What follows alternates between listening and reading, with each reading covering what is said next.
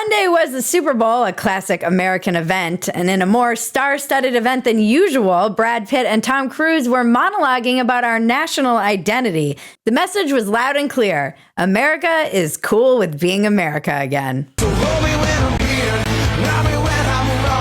I'm Bridget Phetasy, and this is your Dumpster Fire!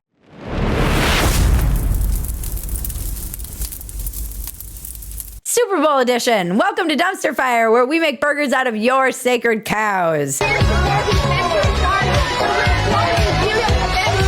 We launch new episodes every Tuesday and Friday at 8 p.m. Central Time. Join us in the chat. We will be there as much as we can be, laughing with you and wishing we made a lot of the jokes that you're making, because you're funnier than us a lot of the time. The Super Bowl took place in New Orleans this year, and it was a tricky tone to strike in the heart of downtown New Orleans just a little over a month after a terrorist attack. And then they had to honor all the other dead from North Carolina to Los Angeles to the plane crashes, plural. And it got a little weird, so of course they enlisted Milquetoast Tom Brady and Lady Gaga for the weird opening Bourbon Street performance that looked like a set. The whole vibe, I think they did as well as they possibly could, but it definitely started out with a very strange tone, and then Trump was there. It was the very first time a sitting president was ever at the Super Bowl. And, he got cheered, and then they cut to Taylor Swift, who got booed, and it was America's back, but also not back at the same time. It's very strange. Our national identity is very confused right now. Yeah. In spite of knowing what my name is, I don't know who the heck I am. For sure. And I love that Trump was there like some kind of Roman emperor. And it made it even more appropriate that in the middle of the game, news dropped that Trump was going to be doing away with the penny, which has been losing money. It costs 2 cents to produce pennies. So it's not a bad thing. And people have tried to do it before. Obama tried to do it. But Trump made this, a proclamation or announcement. And I just can imagine him like, this game is boring. Let's cancel the penny. This game is boring. We're canceling the penny. I have a theory that the only reason he's canceling it is so he can come out and mint a 2-cent coin with his face on it like a Roman emperor. I've got my Trump coin. I've also got a 2-cent coin now. We have virtual and actual. But in reality, the Super Bowl was just more evidence of the vibe shift in America. It is real. It's taken place. They opened the Super Bowl with an ad for the Super Bowl. It's time, America, to huddle up. It's time for the Super Bowl, which was featuring Brad Pitt. It was 5 minutes. And it's pretty weird to see a star like Brad Pitt shilling for the American spirit. And Tom Cruise, who looked like he just woke up, also had a big deal ad about how this is the pinnacle of all that is led before football and what would amount to the most boring game, one of the most boring Super Bowls maybe ever. And these guys it seems beneath them somehow, but it also leads me to believe that celebrity is really just dead. I mean, these were the biggest movie stars in the world. Tom Cruise, and you're doing Super Bowl ads? For the Super Bowl? For the NFL? Those videos that they were so over the top. It felt a little bit North Korea to me. The Brad Pitt one, I was propaganda. Like, what is happening right now? The Americana. Yeah, the America is great suddenly again. You guys spent 10 years telling me that we were a failed, systemically racist society that is an imperialist, global behemoth that needs to fall. And then on a dime, you're like, just kidding. America is great. Please see through this. Please. This is just capitalism always winning. This is just people chasing dollars. This is brands chasing dollars. And they're just following the whim of the people. And it does feel like the war on DEI, which we've been talking about in many of our other videos, the war on DEI that Elon and Trump and this administration have kind of taken up has given all of these people permission to back off the Bud Lighting of their own brands. All of these videos felt like weird apology videos, like, oh, sorry about all that, kneeling stuff. Sorry we brought politics into this game where you're trying to escape your shitty lives. We didn't mean to do that. We didn't really cover it on the last dumpster fire, but it belongs here. The NFL recently took off the end racism in the end zones, and it was like immediately every actor in Hollywood called their agent and was like, get me in a Super Bowl commercial right now. I need a Super Bowl commercial. If I am not on that damn Super Bowl lineup, it's going to be like I am dead. Do you hear me? All the biggest actors and actresses have Super Bowl commercials. Is this like the thing now? You've got to like, hey, remember me, America? Honestly, the biggest example of this kind of vibe shift of being back to America is that white people are kind of allowed back in commercials again. Look, it is an ongoing joke online that it's almost beyond parody that you never just see like a white family in commercials anymore. This is something that has become almost a bit of a meme. And when Trump was elected, there were a lot of viral tweets that were like, I wonder if white people are allowed in commercials again. And it was a lot of overcompensation for mostly white people only being in commercials. And then we had the swing back. Now this Super Bowl felt like reparations for white actors. My husband was like, was there a secret lawsuit that was settled? What is going on? It was just every white actor that hasn't really been able to work in the past decade. I don't want to make this about race at all, even though it's been made about race. It's more just the disgusting pandering to whatever's popular that all of these brands do, and it's comical. And now that they've had these kind of DEI restrictions lifted, because it is true, if these were publicly traded companies, there were, ESG scores and all kinds of metrics that these companies were trying to hit. So they were trying to get to, be like, see, we're diverse, we're meeting our DEI quota, we're hitting all of these markers. Does anybody have an East Asian employee? Oh my God, I won bingo. And the minute that this stuff is gone, you're like, oh, that's unsettling. It's just unsettling. There haven't been this many whites on TV since Charlottesville.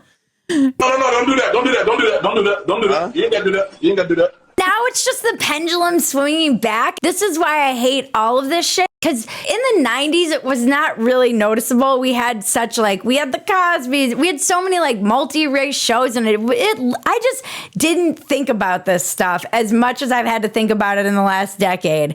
And you don't want to create conditions where people are like, we need more whites in commercials, which is kind of what it's been. Even if it's as a joke. Or look how many white people there are in these ads now, which is exactly what was happening last night. It's not good when you have a bunch of white people rejoicing that the whites are back in commercials. Hey, will you cut the malarkey? Okay, I'm talking. There's a white man talking up here. Yeah.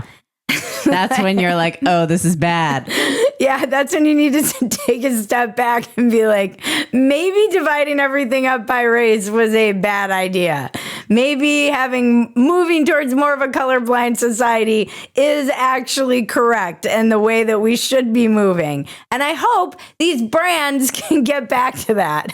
I hope we can just get back to merit, who's funny, who's best for the job. It can be just everybody's represented again. I don't know. Call me crazy. I don't want to have to think about it. I don't want you to have to put the end racism back in the end zone in 5 years because racism is out of control. The whites were a little too excited. We don't want the whites to be getting all excited about, Their whiteness. You've always said this. I've said this forever. And as you know, it's not a Super Bowl without halftime performance criticism, because what would we do with our lives in America if we weren't whining about the halftime performance? It was Kendrick Lamar who performed, and for those of you who don't know, he has a big beef with Drake. And he accuses him basically of being a pedophile. This song, They're Not Like Us, has taken the world by storm. It's definitely something the younger generations all know and sing. And I just love that the entire Super Bowl crowd is happily singing a minor. Trying to strike a chord and it's probably a minor. We've gone from treating pedophilia as a real and scary problem to chanting a minor at the Super Bowl and a song accusing someone of pedophilia. But I do love that song. It slaps. Look, Kendrick Lamar gave an amazing Juneteenth performance, which I believe we covered here on Dumpster Fire when I was obsessed with it because he played at the Forum. It was live streaming on Amazon Prime, and it was spectacular. And I think the Super Bowl is a very hard venue. You can be someone like Kendrick, who is wildly popular and known through generation, the younger generations in particular, and his performance just might not translate in that kind of venue. Like, it was a low energy game, and then a lot of people were saying it was a low energy performance, and you have a lot of people talking about how it was art and artistic and the messages that Kendrick was trying to send even in his performance. I'm a contrarian, and so I automatically just, even if people are like, it was low energy and it sucked, I'm like, no, it was fine.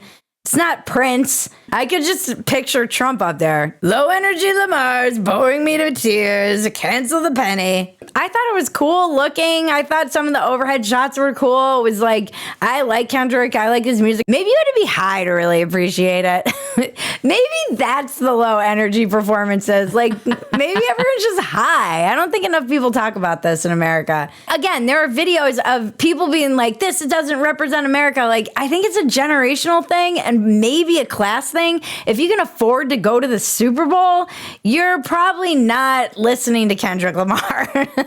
There are videos of bars all over America during halftime, people singing along and dancing to Kendrick Lamar's songs. So people just like to complain. And this is America. We've got to complain about something. So why not complain about the halftime show at our football game? Low energy Lamar is ruining the Super Bowl. Stick around. I have more to say about this, and we'll just run through some of the ads before our next segment. Don't forget to like, subscribe, touch my bells and buttons. Is this too much cleavage, guys? I feel like it's a little gratuitous. Please help us reach our goal of 100,000 subscribers on YouTube, and you have to stick around through the ad. Oh, by the way, if we do hit that, I'll do a weather report, which you have to stick around through the ad to see.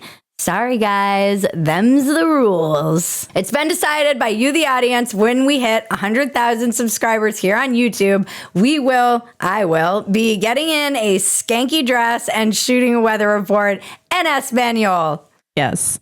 For you, because I love you. So if you really want to see that. I love you. My heart goes out to you guys. My heart goes out to you.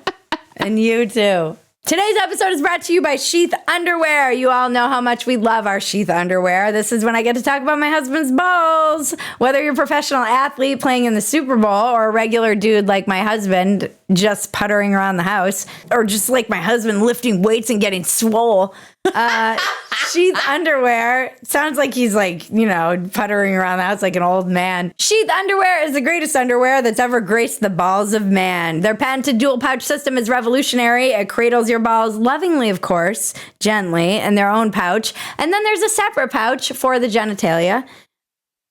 It keeps everything separate from the legs, so you're nice and comfortable and nothing is sticking together, and you can go out and throw the football with your son, because this is America. You can get on that horse and you can ride with your American flag. Everyone who tries this underwear swears they'll never go back. My husband won't wear anything else. It's high quality and it can be worn as boxers or briefs. Go to sheath.com and use promo code DUMPSTER to get 20% off your next order. That's sheath.com, promo code DUMPSTER to get 20% off your entire order. Link is in the description below. Now let's check the weather with Jessica DeLuna.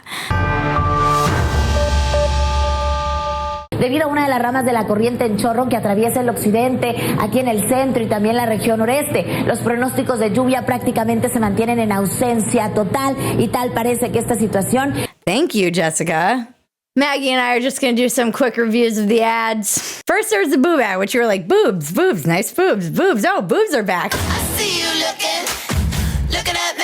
I was like, hell yeah, America is so back, boobs. And then it was like Wanda Sykes, who's like, breast cancer. Early detection for breast cancer is a game changer. I was like, Jaron was in the other room. He's like, man, just when I was about to come. I get it. It's clever, but no one wants to think about breast cancer when they're jerking off. Tits, tits, tits.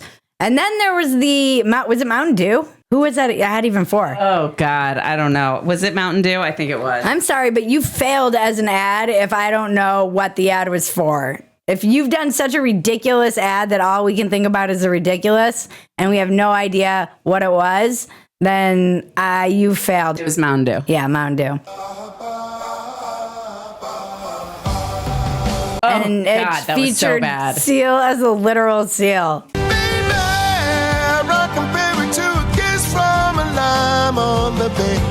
I did the meme of like the John Hamm and Mad Men meme. Hear me out. He's a literal seal. I said the same thing, which I guess you said too. We were in different places, but I was like, how much is Seal getting paid for this? Because it must be a lot. My flippers got whole Mountain Dew. I thought I was hallucinating. I was like, what the fuck? I was like, whoa. They went a little far with the end racism getting rid of. I was like, what is happening right now? Well, this is the weirdest thing I've ever seen. It was like an acid trip, fever dream, hippie, nightmare. weird thing. There were a lot of nightmare-inducing ads. This was top 3 for me because it was just so creepy and weird. And I seriously echo what so many people online have also said. I hope Seal never has to work another day in his entire life. Good looking Seal. Right. Ever. In order to allow them to do that. And it looked so weird. It was so weird. bad. And then there was a Coffee Mate ad not long after that.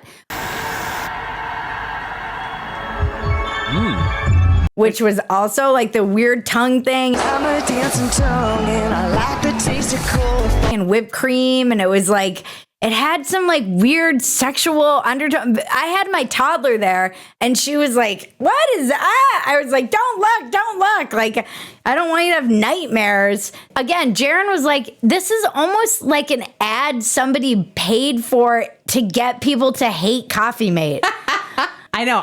That one stuck out to me too. I was like, what is this? This had to go through so many approvals and this is what you come up with? It was just creepy and weird. And AI was everywhere. You could feel it in everything. It's like, you know, when somebody like learns a new skill, or I think it happened with Photoshop and then everything got over Photoshopped. It's just like everyone, this has been the big year of AI. And it's like everyone just started using AI. It's like when you learn how to do makeup and everyone is like, you look like a whore. You've gone too far. You've gone too far. You need to dial it back. Right. Too much AI, too many whites. Dial it back. Dial it back. The pendulum's swinging back too far. You guys have gone too far. And then Bud Light had kind of their redemption ad with Shane Gillis. How many Bud Lights can you fit in that puppy? As many Bud Lights as it takes. A lot of Bud Lights. And I agree with Iowa Hawk on Twitter. He made a joke that they should have had Dylan Mulvaney show up at the block party as the moment of national healing that we all need and deserve. And that it should have been kind of this tongue-in-cheek, like, haha, like we pissed everyone off here. We pissed everyone off here. We are like, don't actually care. I don't know. That ad felt a little flat to me. Like, I think that would have been the most epic cameo ever at the end of that ad.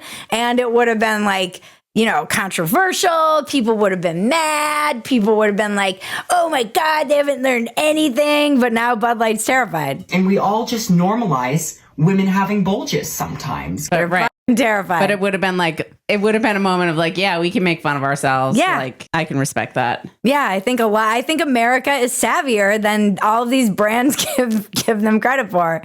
And so there was also a rumor that went around, and some people only watch the Super Bowl to see these ads. Someone made a satirical TikTok saying that Elon was going to buy 2 or 4 ads with his own money and have it be exposing the corruption that Doge was uncovering. Breaking news from the Department of Doge says Elon Musk is going to spend $40 million of his own money to show off during the Super Bowl all the things he's been doing with Doge. He says, quote, "It's going to be my money." I mean, why wouldn't I spend my own money? I mean, I've made $170 billion since I've been doing this. And this spread like wildfire. It jumped to the mainstream because I have family members who were like, "Are you excited to see Elon's ads?" And I was like, I heard this from like younger people, and it was all like the level of rampant misinformation. We are the fake news now, guys. We all are the fake news. It's not any better when it comes from the mainstream, but now it's coming from everyone. And nothing's getting fact checked. Everything just spreads like wildfire and nothing is real. Am I real? Nothing is real. No one cares about truth anymore. And even in this war, it's like people will say, "Oh, you need to like combat the disinformation against the mainstream media and they're all fake." And it's like, okay, so then we're going to spread the fake news too now. But it's like, yeah, because nobody cares about truth. I don't know, man. It's going to get weird. Here's my prediction for 2025. Shit is going to get weird. I'm freaking out, man. All right, guys, we will be back on Friday. If you love Dumpster Fire, the best thing you can do is become a supporter at Phetasy.com. You get the unedited version of this Dumpster Fire, and we leave a lot of inappropriate things on the cutting room floor. God knows what was left on this one. You also get access to everything else we're doing, and it's a lot. Join us right here on YouTube every Tuesday and Friday night at 8 p.m. Central for a new Dumpster Fire. We do a live chat, which is always hilarious. You guys, please send us your suggestions for what we should cover on Dumpster Fire. We love hearing from you. We moved Walk-ins Welcome off this YouTube channel, so please, everyone, go subscribe to our new YouTube channel, Walk-ins Welcome with Bridget Phetasy. There's a link in the description, and thank you to everyone who helps make Dumpster Fire possible. Thank you to Sheath.com, our ride or die, for sponsoring today's episode, and thank you, audience, subscribers, supporters. We love you. We see you. Is this too much boob? Oh, and Karen, and thank you, Maggie. Oh, thank you, Bridget. And Karen got abducted by an alien.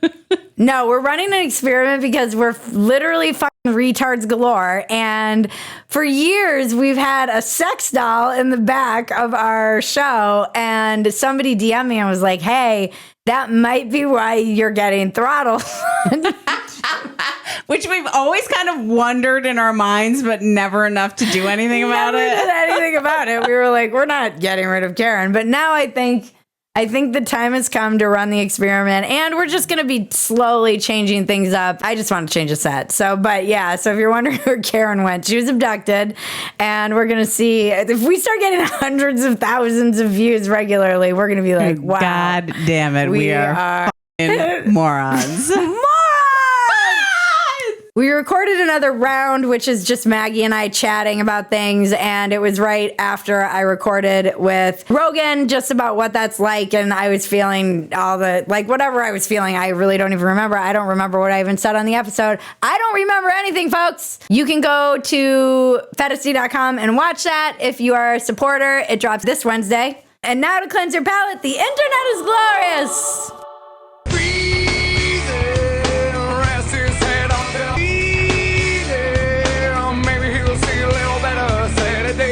Mustard on a beat, bro. Debo in rap. He a freak though. Debo in rap. He a freak though. Man down. Call her Amber Lambs. Tell him breathe. Remember, life is absurd. Don't take yourself so damn seriously. Take the work seriously. Don't take yourself seriously. This has been your Dumpster Fire. I'm Bridget Phetasy. Now make me rich so I can go to the Super Bowl one of these years. I've never wanted to go to the Super Bowl. Nah. And the unicorns dance while the world burns.